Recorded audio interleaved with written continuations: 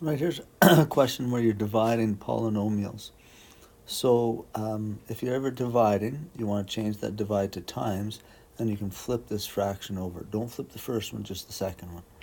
So this is the same as 2x squared over 3 multiplied by 21 over x cubed. So if you want, you can collect them now because you're multiplying. So you could do this.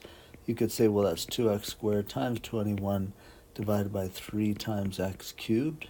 That's what we're sort of thinking. And now I want to see if I can simplify any of that. So I could take a look at the x's here. And this line here means divide. So if I'm dividing common bases, I subtract exponents.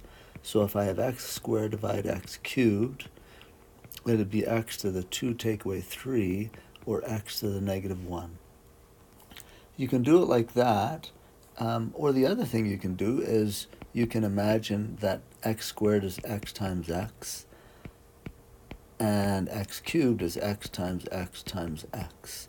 And here these x's cancel, those x's cancel, and you'd be left with an x on the bottom, which is the same as this, because anytime you have a negative exponent, you could change it to the other side of the fraction, make it a positive exponent.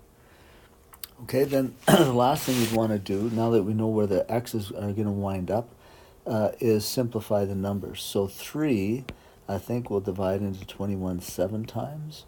And now let's see what we have left. We have 2 times 7 on the top is 14, over, on the bottom, I just have an x. And that would be my answer.